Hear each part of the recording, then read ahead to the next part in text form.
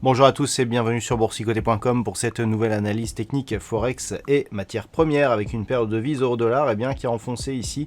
On était sur une zone ici de stabilisation autour ici des 1.1830 et puis les cours ici se sont enfoncés. On a dépassé donc la zone des 1.18 pour s'enfoncer ici et venir rebondir sur une zone proche des 1.1730. Donc on avait déjà les prémices d'une petite dynamique baissière avec notamment cette moyenne mobile 20 exponentielle ici qui agissait comme résistance après un premier contact, ici même plusieurs contacts sur la bande de Bollinger inférieure. On a validé ici avec cette petite jambe. Donc on reste ici au-delà des 1.17, donc quelque part d'un point de vue global, on reste toujours ici dans une possibilité d'évolution entre ce support des 1.17 et ici la zone des 1.19. Donc on est baissier ici d'un point de vue très court terme en direction des 1.17, mais globalement ça reste neutre sur cette paire de devises euro-dollar. Sur la paire de devises livre sterling contre dollar américain, hier j'ai attiré votre attention sur le rebond ici que nous avions connu sur la zone ici des 1.3010, mais il n'y avait pas eu de nouveau point haut significatif. Eh bien on a validé une rupture de ce niveau, c'est très net ici sur cette phase. On voit ici la cassure de cette zone de support. Les bougies suivantes ici qui viennent retrouver ce niveau en tant que résistance. Donc on a un début ici de mouvement baissier avec une forte attaque ici sur la bande de Bollinger inférieure. Aucun rebond technique actuellement, énormément de volatilité.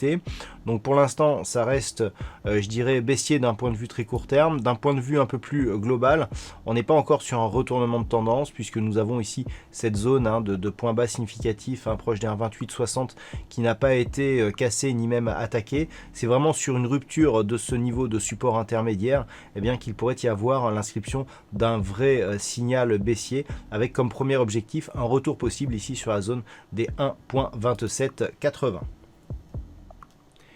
Et puis sur l'or, là aussi c'est très net. Hier j'attirais votre attention sur le fait que on poursuivait ici une évolution sous l'ancien support ici. On avait vu ici la cassure, des cours ici qui restaient globalement sous cette zone, cette ancienne zone de support. On avait même du mal ici à franchir l'ancienne résistance ici de la partie supérieure du triangle symétrique.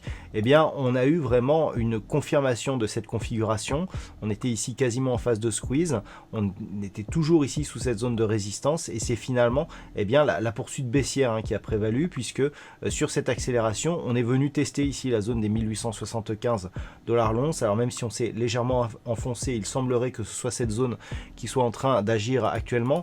Donc d'un point de vue global, on avait déjà attaqué ici cette zone des 1875 sur cette précédente phase de baisse. D'ailleurs une phase de baisse très volatile comme on avait pu le voir ici, quasiment similaire à celle que nous avons eue aujourd'hui. Donc on va voir si le rebond s'établit de la même manière. En cas de rupture, on marquerait donc un signal de retournement puisque nous avions ici une dynamique haussière. On a cassé ici le support oblique. On s'inscrit dans une hausse de volatilité et donc une impulsion baissière.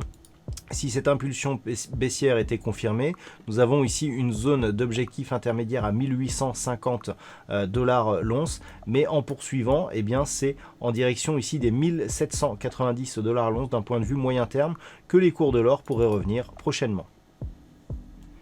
Et puis enfin on termine avec le WTI qui valide ici son signal baissier. On avait eu ici cette attaque donc sur cette bande de Bollinger inférieure avec un retour ici sur la moyenne mobile 20 exponentielle qui a agi comme résistance. C'est très net ici sur cette phase.